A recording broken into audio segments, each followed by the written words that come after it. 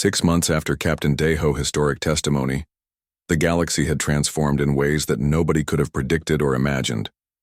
The Emergency Research Consortium had grown into the largest scientific collaboration in recorded galactic history, with representatives from over 3,000 different species working together to understand the principles behind human consciousness abilities. Dr. Yun Wu found herself at the center of this scientific revolution, leading research teams that included the brightest minds from across the cosmos.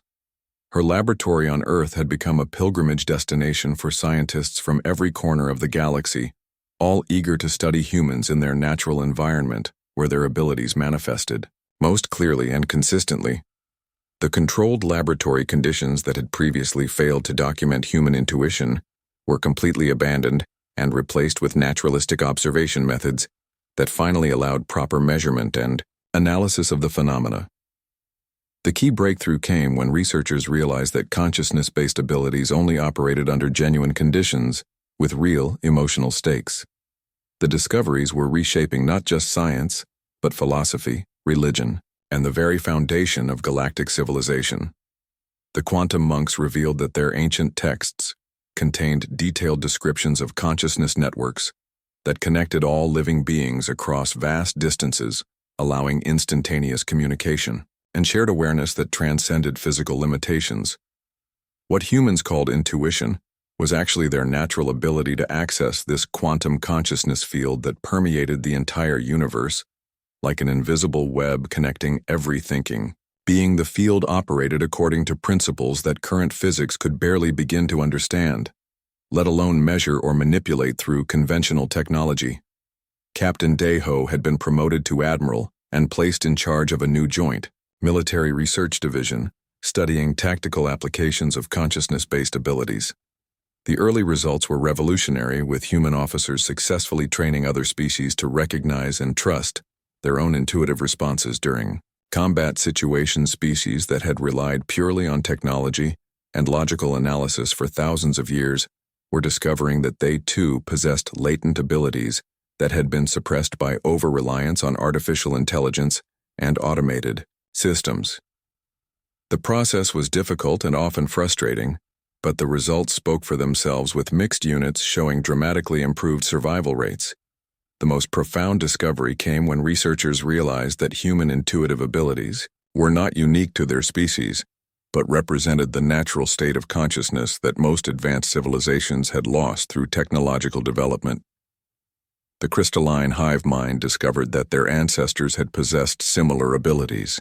Before merging into collective consciousness, the Zephyrians found evidence that their energy-based existence had originally included intuitive perception capabilities that had been abandoned when they achieved pure rational thought.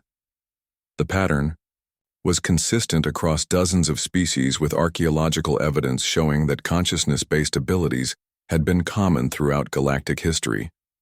Lieutenant Kyung-min, now promoted to commander, was leading expeditions to investigate ancient ruins on dead worlds throughout the galaxy, searching for evidence of other civilizations that had developed beyond purely technological advancement. His teams were making discoveries that challenged everything historians thought they knew. The galaxy history was filled with civilizations that had achieved levels of peace, prosperity, and understanding that surpassed anything in recorded modern times. These ancient peoples had developed consciousness-based technologies that worked in harmony with quantum principles rather than fighting against them through brute force mechanical approaches. The political implications were equally dramatic. The Galactic Council had voted unanimously to grant humanity full membership and leadership roles. In the new Consciousness Research Initiatives, Ambassador Jin Wu was appointed as the first Director of Consciousness Studies, making him one of the most influential beings in galactic politics. Earth was no longer seen as a primitive backwater world, but as the key to unlocking potential that existed throughout the cosmos. Human teachers were now working with species across the galaxy, helping them rediscover abilities they had forgotten and reconnect with aspects of their own nature that technology had buried. But perhaps the most significant change was in how species related to each other and to the universe itself. The understanding that all consciousness was connected through quantum principles had led to unprecedented cooperation between species that had been enemies for thousands of years. The Void Walkers, who had been conducting their campaign of destruction across the galaxy, sent diplomatic envoys requesting to join the Consciousness Research Consortium. Their aggression, it turned out, had been driven by complete disconnection from the quantum consciousness field, leaving them isolated and driven to destructive behavior. The research was revealing that technological advancement, without corresponding development of consciousness abilities, led to spiritual and psychological imbalances that manifested as aggression, depression, and existential emptiness. Species throughout the galaxy were beginning to understand that pure logic and technology had cut them off. From fundamental aspects of existence, crime rates were dropping dramatically on worlds where consciousness development programs had been implemented. Mental illness was decreasing as beings reconnected with their natural intuitive abilities. Cooperation between species was reaching levels that had been unimaginable just months earlier. The process was slow and difficult for species that had spent thousands of years suppressing these abilities. But the results were transformative. Children seemed to adapt most quickly, suggesting that consciousness abilities were strongest in young minds that had not yet been trained to ignore intuitive responses. Human children were being studied intensively as researchers tried to understand how consciousness abilities developed and how they could be preserved through technological advancement. The key seemed to be maintaining balance between rational thought and intuitive awareness, rather than choosing one over the other. Dr. Yun Wu often reflected on the irony that humanity's supposed primitiveness had turned out to be their greatest strength.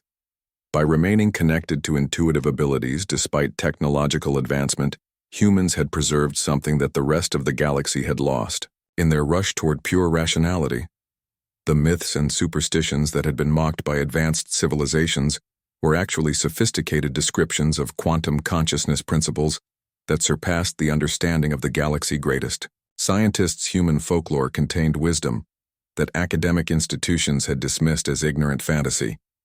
The future held possibilities that nobody could fully comprehend.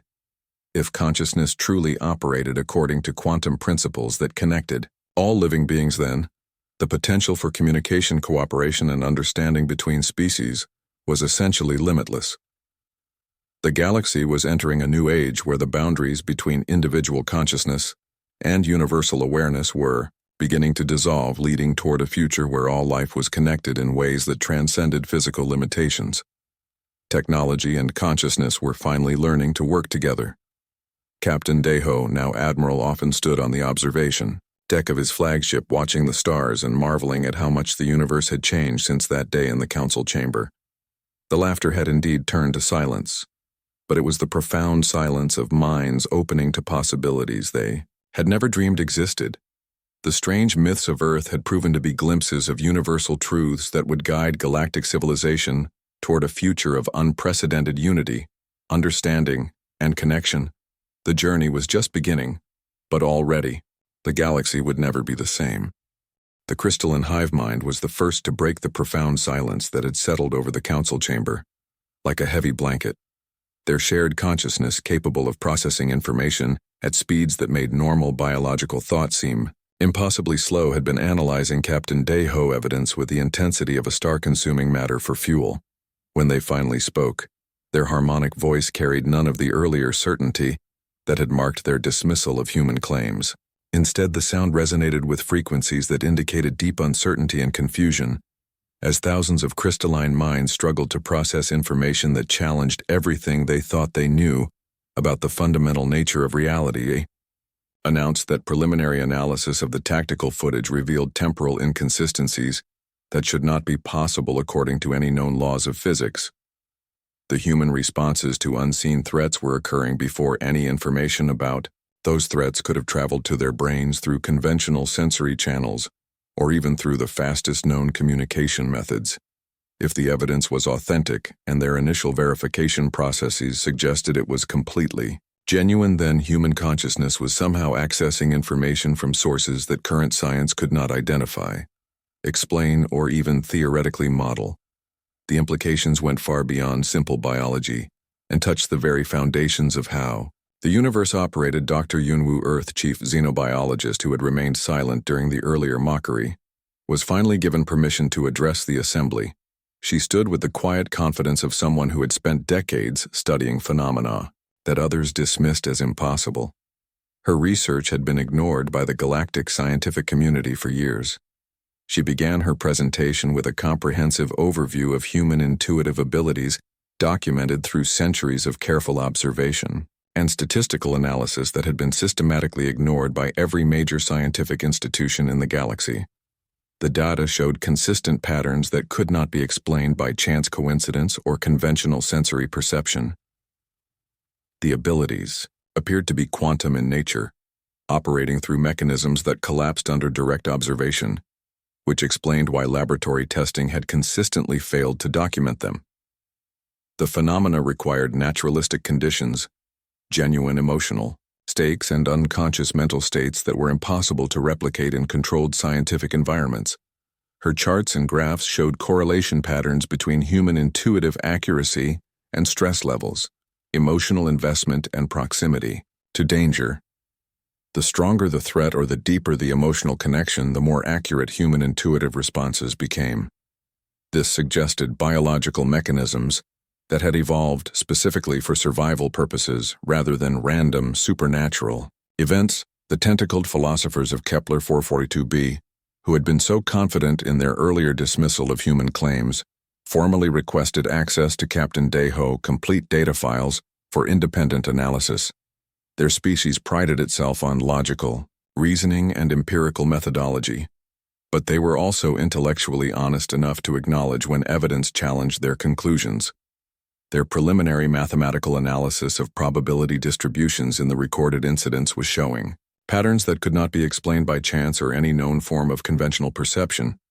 The statistical significance levels were so extreme that continuing to deny the reality of the phenomena would require abandoning basic principles of scientific methodology.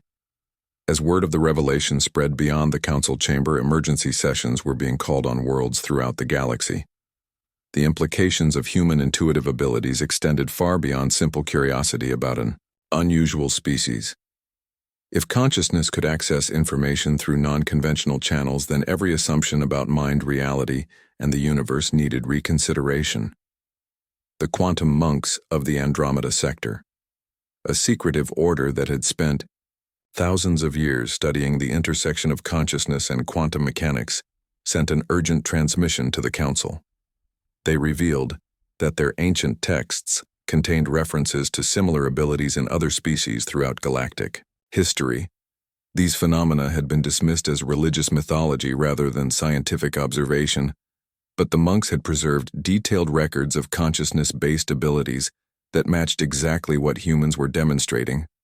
The texts described networks of quantum consciousness that connected all living beings across vast distances, allowing instantaneous communication and shared awareness. Lieutenant Kyung-min presented additional evidence that was perhaps even more disturbing than the tactical footage. His long-term analysis of human behavior patterns showed that intuitive abilities were not random or sporadic, but followed consistent principles that could be mapped, predicted, and potentially enhanced through proper understanding. Humans, who regularly trusted their instincts, performed significantly better in dangerous situations, made fewer critical errors, and seemed to avoid accidents and disasters at rates that defied every known model of statistical probability. The data suggested that intuitive abilities provided measurable survival advantages that had been shaped by millions of years of evolution. The military implications alone were staggering. If human intuitive abilities could be understood and perhaps developed in other species, they would represent the most significant tactical advantage in the history of warfare. But the broader implications for science philosophy and the nature of consciousness itself were revolutionary, beyond anything previously imagined. For a species in the galaxy would need to reconsider their understanding of what it meant to be alive, aware and connected to the universe around them. The mechanistic view of consciousness that had dominated galactic science for millennia was being challenged by evidence that minds could operate according to quantum principles.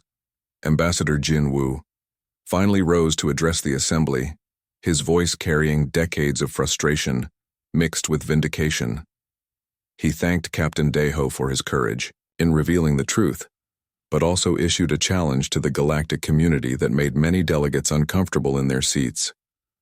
Humanity had been trying to share this knowledge for centuries, offering to work with other species to understand and develop these abilities, but they had been dismissed as primitive and delusional. How many other species had been similarly ignored because their knowledge did not fit established scientific paradigms? How much wisdom had been lost? The Zephyrian delegate, still pulsing with colors of deep contemplation, made a formal motion to establish an emergency research consortium to study human intuitive abilities and search for similar phenomena in other species. The motion was seconded by representatives from dozens of worlds, each recognizing they were witnessing the beginning of a new age. The vote was unanimous, with every species agreeing to participate in what would become the largest scientific collaboration in galactic history. The consortium would have unlimited funding, access to the most advanced research facilities, and the authority to investigate any phenomena that might be related to consciousness-based abilities. Captain Deho watched the proceedings with mixed emotions. He had opened a door that could never be closed again, revealing truths that would reshape galactic civilization, but he also understood that with great knowledge came great responsibility, and the implications of human abilities extended far beyond what anyone in the chamber could fully comprehend.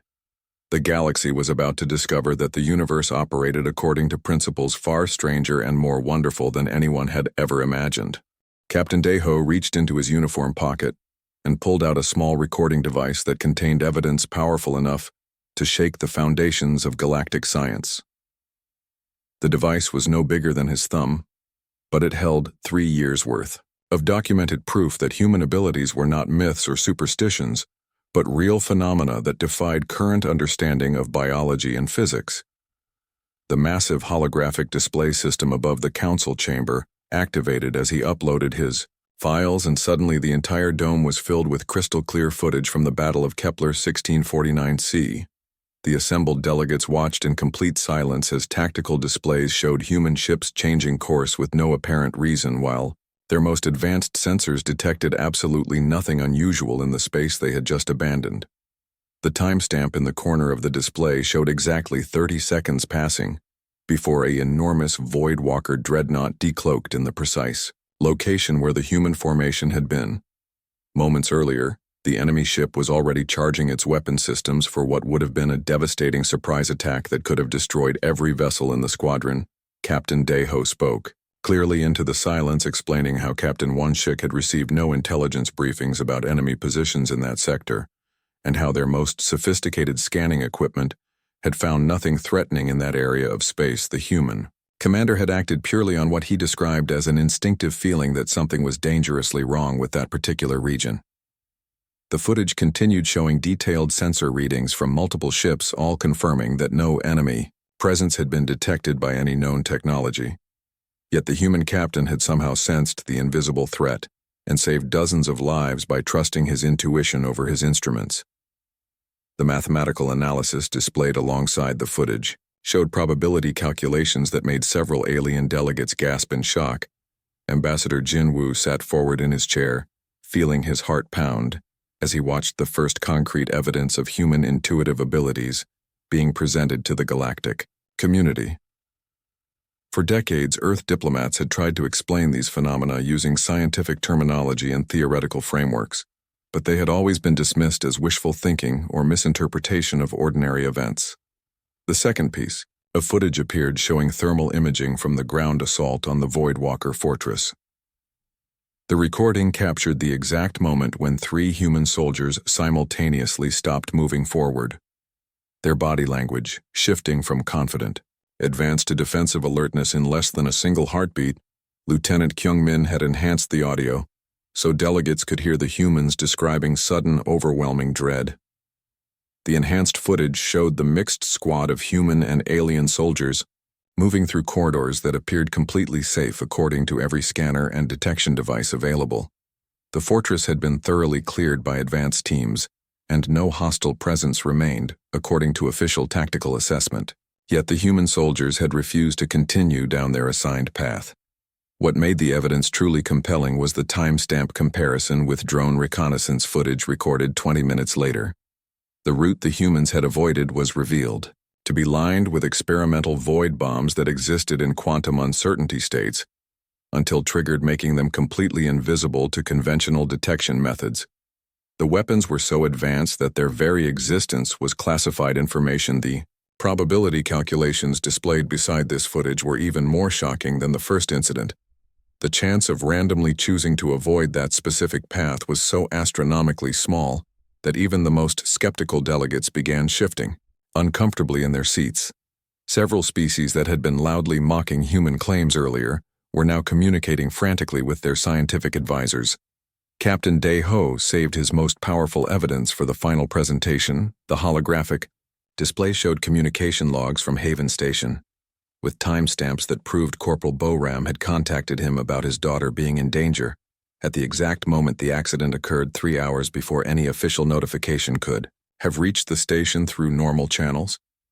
Medical records from his home world appeared on the display, confirming that his daughter had been found by emergency responders who had been drawn to that location for reasons they officially described as routine patrol activity. However, their personal logs revealed they had all felt an inexplicable urge to check that particular highway section that was not part of their normal duties. The timing data was displayed in multiple formats showing how every element of the rescue had aligned with impossible precision. His daughter had crashed at the exact moment when help was available in a location where no help should have been present, according to standard emergency response protocols. The statistical analysis showed probability numbers so small they approached mathematical impossibility. The chamber had fallen into absolute silence that felt different from the expectant quiet that had preceded the presentation. This was the kind of silence that usually came before either revolutionary discovery or complete paradigm collapse. The Zephyrian delegate, who had been pulsing with amused colors earlier, was now displaying the deep blue patterns that indicated profound contemplation. And uncertainty. Captain Day-Ho continued his testimony, describing dozens of additional incidents that his crew had witnessed and carefully documented during their 3 years of joint operations with human forces. He spoke about humans who could sense ambushes before any evidence appeared on their most sensitive instruments, and medics who knew which patients needed immediate attention, despite having identical vital signs. The most disturbing revelation came when he shared his analysis of how human performance varied under different conditions. The intuitive abilities seemed strongest when humans were under extreme stress, when lives were at stake, or when they were deeply concerned about the welfare of others. It was not random, supernatural power, but rather some kind of evolved survival mechanism that activated during moments of genuine need. Lieutenant Kyung-min stood and added his own testimony as the scientist who had documented everything. His voice remained steady, despite the magnitude of what he was revealing. As a trained researcher, he had spent months trying to find rational explanations for what they had observed, running every possible analysis and consulting with experts from dozens of different species. Every conventional theory had failed to account for the precision, timing, and consistency of human intuitive responses. The only conclusion that fit all the available evidence was that human consciousness operated according to principles that current galactic science simply did not recognize, understand, or even acknowledge as possible within known physical laws. The atmosphere in the chamber had transformed completely from the mocking tribunal it had been just hours earlier into something resembling a scientific conference where fundamental laws of physics had been overturned. Representatives were communicating urgently with their homeworlds, requesting emergency instructions on how to respond to evidence that challenged millennia of established understanding. The crystalline hive mind began processing the data at incredible speeds, their shared consciousness racing through implications and possibilities that challenged their most basic assumptions about the nature of biological consciousness and the limits of sensory perception. The harmonic frequencies they produced indicated deep analysis rather than the dismissive certainty they had expressed earlier. Ambassador Jin-Woo felt tears of relief and vindication running down his face as he watched the greatest minds in the galaxy struggle to comprehend evidence that humanity had been trying to share for centuries. The myths were not primitive superstitions, but documented aspects of human biology that operated beyond current scientific understanding. The silence continued as every delegate realized they were witnessing something that would change everything they thought they knew about consciousness, reality, and the fundamental nature of life itself. Captain Deho remained standing in the massive council chamber as thousands of alien eyes focused on him, like searchlights in the darkness. His uniform felt heavier than usual, and sweat began forming on his forehead despite the cool temperature, maintained for the comfort of so many different species. The silence stretched longer than he had expected as representatives from across the galaxy waited to hear what this decorated military officer would say. Behind him, Lieutenant Kyung-min shifted, nervously in his seat, knowing exactly what evidence his captain carried and understanding that their entire careers hung in the balance. The young officer had been present during every incident that challenged everything they thought they knew about the universe and the limits of biological consciousness. He had documented it all with the careful precision of a trained scientist, even when the data seemed impossible. 3 years ago, the Voidwalkers had launched surprise attacks on outer rim colonies, catching the Galactic Defense Forces completely off guard. Captain Deho had been assigned to Joint Task Force operations that included human vessels for the first time in his military career. At first, he had been skeptical about working with what most species considered a backward and primitive people, but desperate times had forced unlikely alliances. The humans fought with courage that impressed even veteran soldiers, but their tactical decisions often seemed to ignore proper military doctrine and logical strategic planning. They would change course without warning, abandon advantageous positions for no apparent reason, and make split-second decisions that defied everything taught in military academies across the galaxy. Yet somehow their unconventional methods produced results that saved lives and won battles. The first incident that changed everything had occurred during the battle for the mining station, orbiting Kepler 1649c.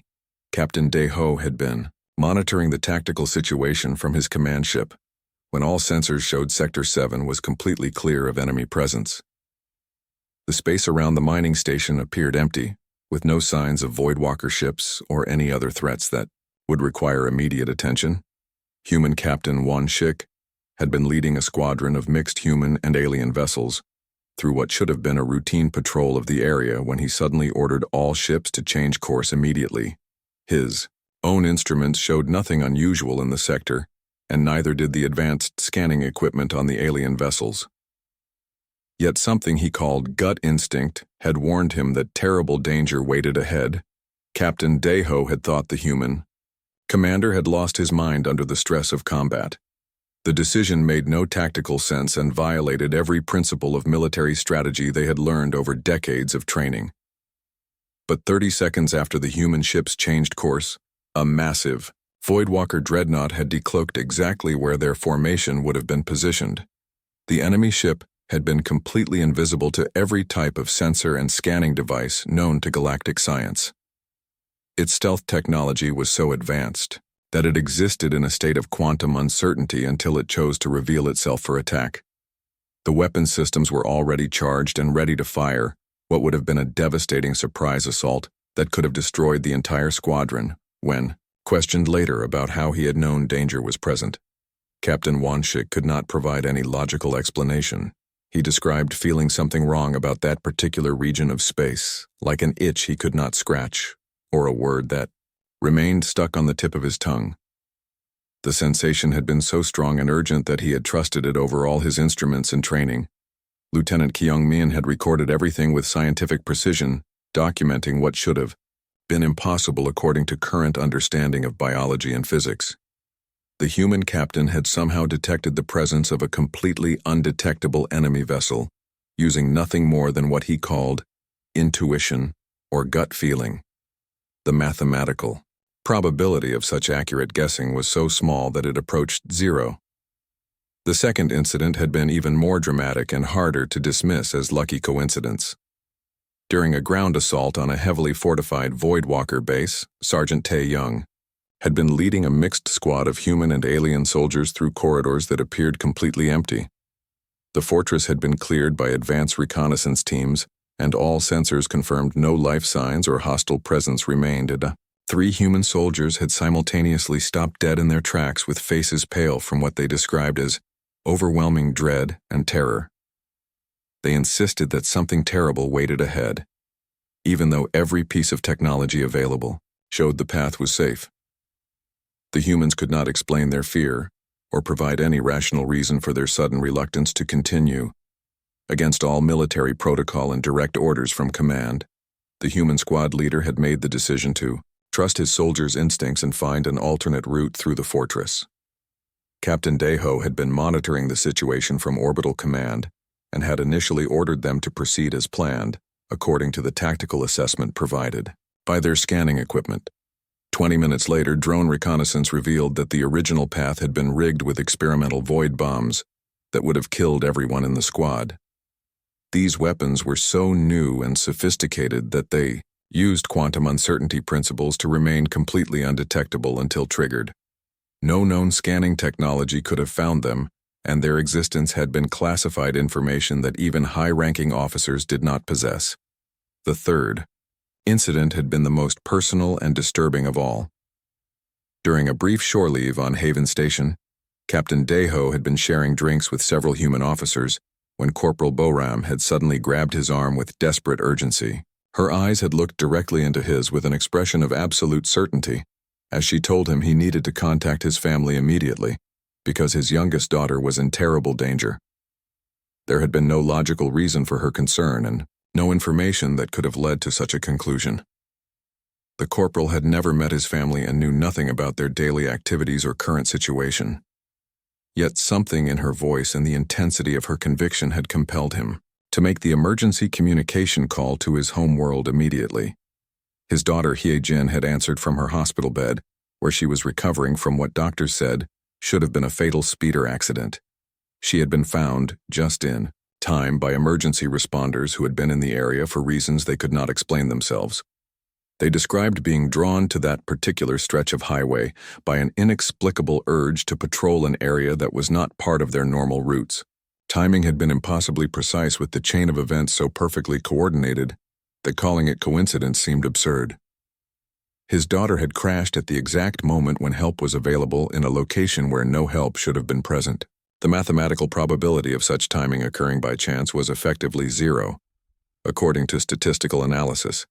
Now standing before the assembled representatives of galactic civilization, Captain Deho felt the weight of those experiences, pressing against his conscience like physical objects. The evidence in his pocket was not just data and recordings, but proof that consciousness operated according to principles that current science could not explain or even acknowledge. The chamber waited in expectant silence as representatives from 1,000 worlds watched to see if this respected military officer would add his voice to the chorus of scientific skepticism or challenge everything they thought they knew about the nature of reality itself. Captain Deho walked into the huge council room where thousands of alien beings sat waiting to make fun of humans. The room was so big that 10 Earth cities could fit inside it, and the ceiling was made of clear crystal that showed the stars outside. Each alien looked different from the others. Some had tentacles instead of arms, while others were made of pure light that danced inside glass containers. The air smelled like ozone and metal, mixed with scents that no human nose could recognize. The captain felt his hands shake as he found his seat in the visitor section. He had been to many battles against dangerous enemies, but this felt worse than any fight he had ever faced. Today, the most powerful beings in the galaxy would decide if humans were smart enough to join their group, or if Earth people were too stupid and backward to be trusted with advanced technology. Ambassador Jin Woo sat 3 rows ahead of him, looking pale and tired. The human diplomat had spent years trying to convince these aliens that Earth people deserved respect, but today felt like the end of all his hard work. The aliens had invited every species in the galaxy to come and laugh at human beliefs and stories that they called primitive myths and silly superstitions. Creature that looked like a walking tree made of silver metal stood up first. Its voice sounded like wind blowing through metal pipes when it spoke about how humans claimed they could sense danger without using any tools or machines. The tree alien explained that proper civilized beings used advanced scanners and computer analysis to detect threats, not feelings and emotions like scared children in the dark. The entire room erupted with sounds that passed for laughter among the different species. Some aliens clicked their claws together while others made high-pitched whistling noises that hurt human ears. Several species of gas creatures changed colors rapidly in patterns that meant they found something very funny.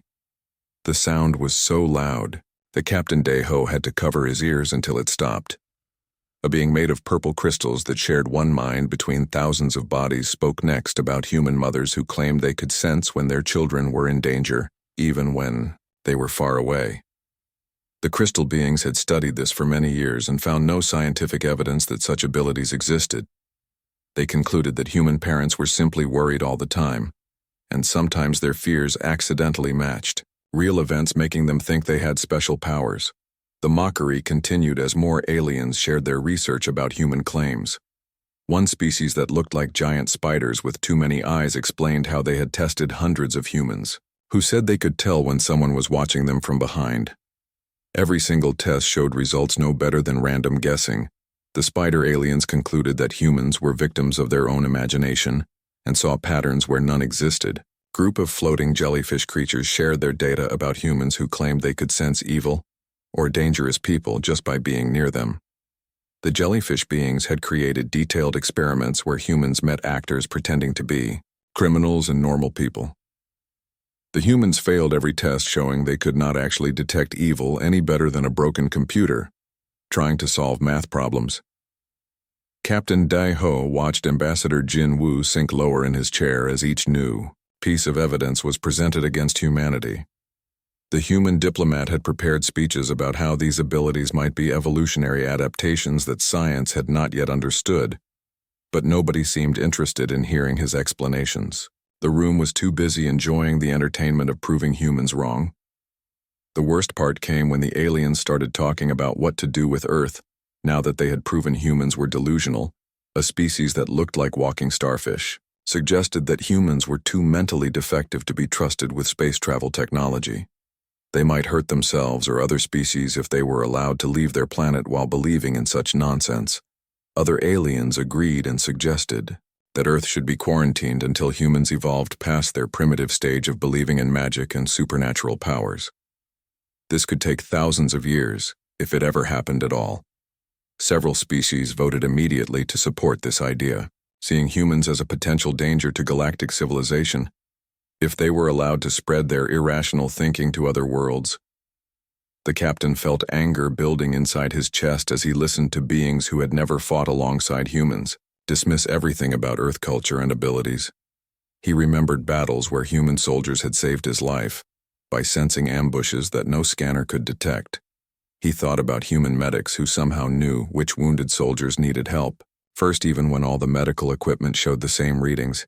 But speaking up would destroy his career and possibly endanger his family back home. His own species valued logic and scientific proof above all else, and what he had witnessed during the war seemed impossible according to everything he had been taught. The evidence he carried could change how the galaxy viewed humans, but it would also make him look like someone who had lost his mind. Ambassador Jin Woo tried one more time to explain that human intuitive abilities deserved proper scientific study rather than dismissal. The human diplomat stood up and spoke about the long history of human achievements in art, science, and exploration that showed their species was more than capable of rational thought. But his words were drowned out by more alien laughter and jokes. The moderator called for final statements before the council would vote on whether to restrict human space travel and treat Earth as a quarantined world. Captain Deho knew this was his last chance to speak up for the truth. The recording device in his pocket contained evidence that would shock every being in the room, but using it would mean the end of everything he had worked for in his military career. He thought about the human soldiers who had trusted their feelings over their instruments and saved countless lives. He remembered the human captain who had somehow known exactly where enemy ships were hiding, even when they were completely invisible to all sensors. He thought about his own daughter who had been saved by humans who had felt compelled to search for accident victims in the right place, at exactly the right time. The chamber fell quiet as the moderator prepared to begin the voting process. Captain Deho felt his heart beating faster as he realized he could not stay silent while an entire species was condemned for possessing abilities that he had seen with his own eyes. The truth was more important than his career or his reputation, even if nobody would believe him at first. He stood up slowly, feeling the weight of every eye in the massive chamber turning toward him. The aliens expected him to either support their conclusions or simply remain silent, like a good military officer who followed orders without question. But Captain Deho had decided that some truths were too important to hide, even when revealing them would cost him everything he had worked to achieve in his long military career. HFY moment had come to change everything.